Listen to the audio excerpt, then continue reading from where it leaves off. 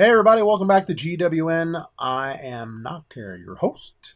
We're switching it up, moving on to another game to talk about, one of my other favorites, and that is Boom Beach. Boom Beach is a mobile game available on both Android and iOS, created by Supercell, the same company that gave us Clash of Clans, which, of course, as you guys know, is my other favorite mobile game. It's a strategy game, tower defense game, and well, obviously, your primary goal is to build your base to protect your tower. In this case, it's called a headquarters, and it's just like Clash of Clans and most other tower defense games. You get a variety of different defenses on your base. In this case, it tends to be World War themed.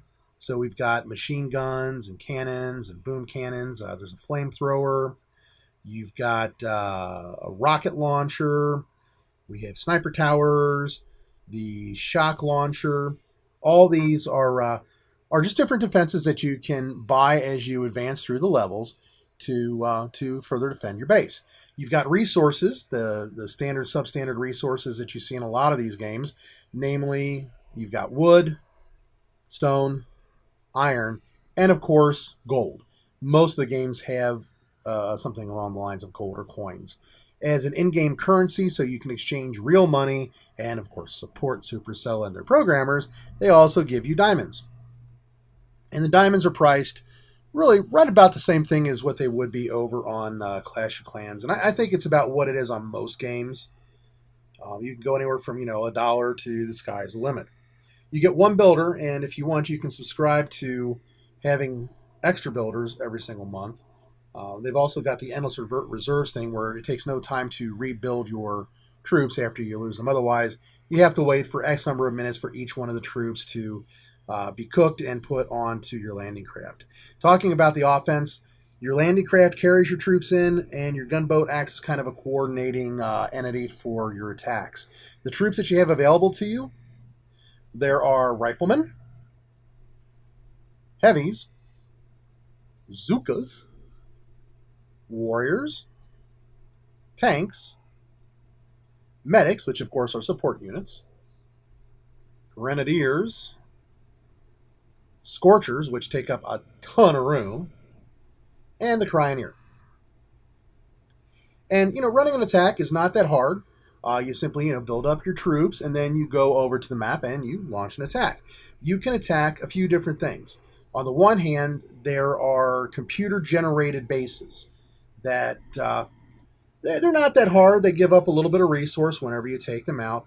Fairly straightforward attack sequence. We'll go ahead and work on this one. I usually start this base off with a hit on the shock launchers using the barrage.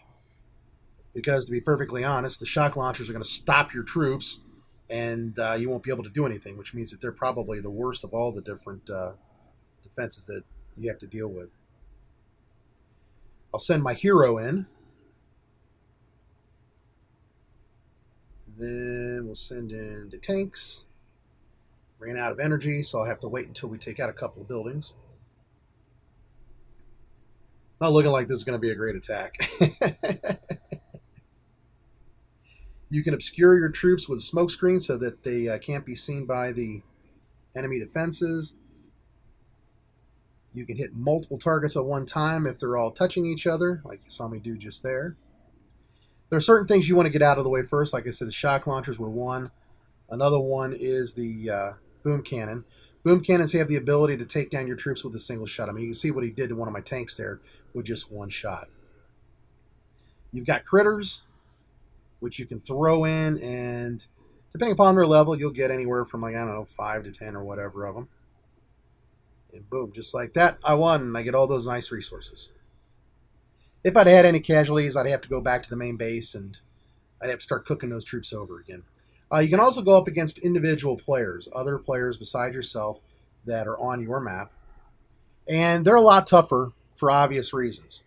I mean, you're going to be taking resources away from another player. It should be a little bit harder. As is the case with all these attacks, the moment you manage to take out the HQ, everything else gets blown up and you've won the battle. So it's not like a Clash or whatever where you get percentages. It's an all or none scenario. There's also a regular run of events. Every single day there's a different event.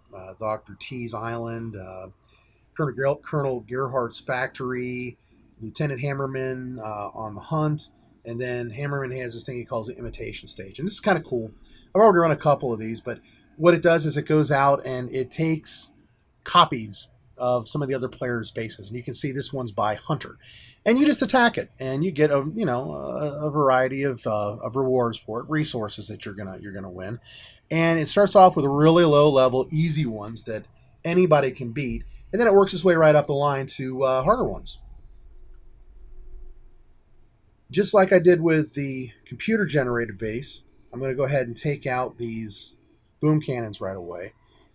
This player is a lower level, so he doesn't have any shock launchers. I'm not too worried about that. My hero's going in. We'll talk about heroes again in a minute, I promise. And he's just going to destroy as much as he can. Every one of the heroes have special abilities. I kind of like the one that this hero has, Private Bullet, because he just kind of gets juiced up. It's a potion, if you will. And I don't have the sound on, so you're not going to be able to hear it. But it's still a lot of fun. You can see him. He gets all hyped up, and he gets a whole bunch of his health back, and he just starts shooting really, really fast. So it's kind of cool. It's kind of fun. That's how you attack on the game. And when you first start the game off, you're not going to have any of these troops and these weapons. And I mean, your gunboat's level 1, so it doesn't have very much energy, and it doesn't have all the various. Got a prototype piece there. Other weapons and so forth. That doesn't matter. It won't take you very long to be able to get up to snuff to where you're able to do a lot more with it. So don't worry about that. As you start playing, you'll eventually be able to unlock the social aspect of the game, which is a task force. Similar to clans and most other games, it's called a task force, and you find one and you join it. Here you can see we've got 5 of us playing in this one. I've got 1, 2, 3 of my games, and then a couple of the blown of my kids. And you can visit your fellow task force members and see where their games are at, how far along they are. This is my level 14 game here.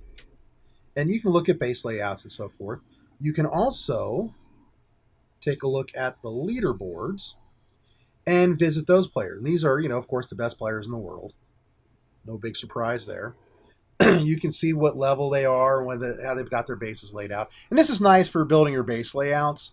Obviously, when you first come into the game, the first, and we'll call it 10 to 12 levels, there's not a whole lot you can do. You don't have a whole lot yet, but as you get further along, you can start to take some of these high-level players' bases and just adapt them to something that works for you.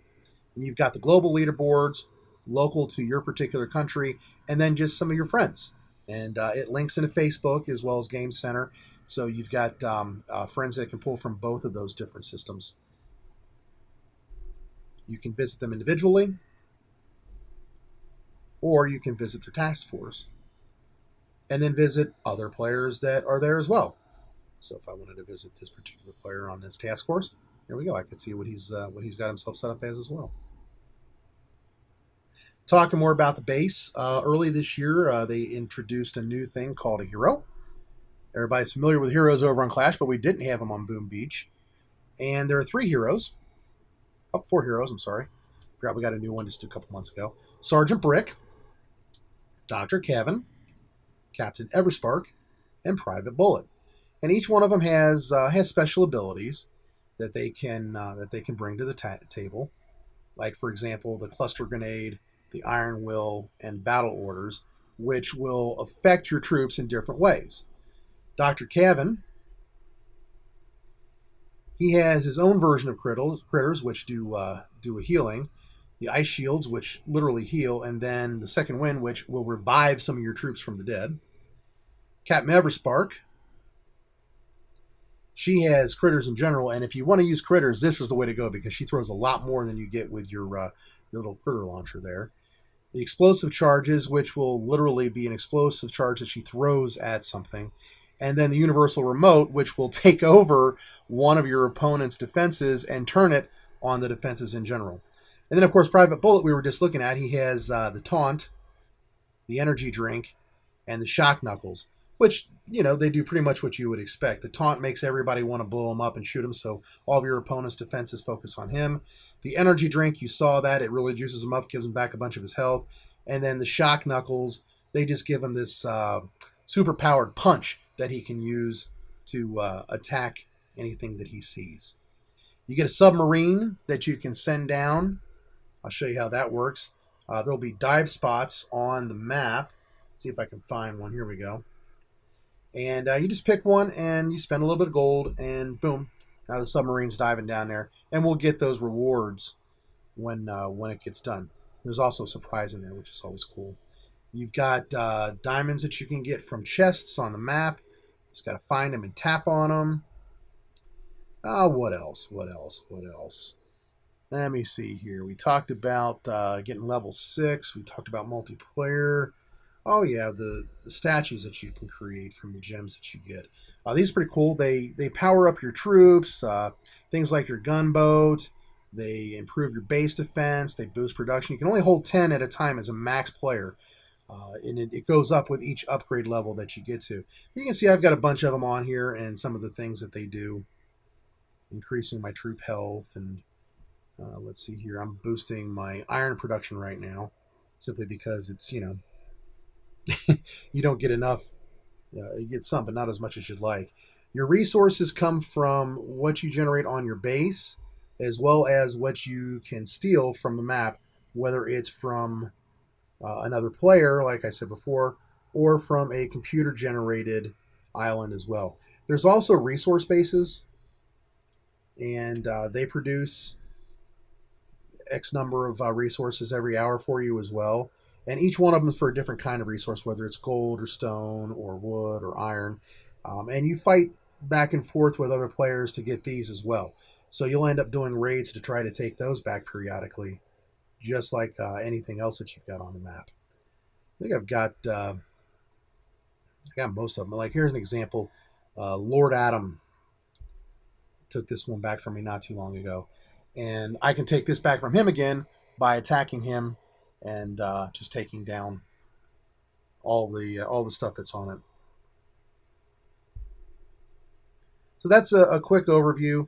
Not going to go into tribes today because they don't become very much of a factor until later on in the game.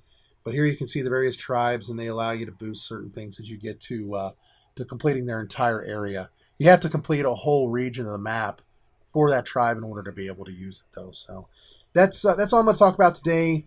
Later episodes, we'll start off with a new game, and I'll just kind of walk you through some of the beginning levels and that. And we'll have some base layouts and things along those lines as well. If you haven't picked this up yet, definitely grab it and start playing it. It's just such a load of fun.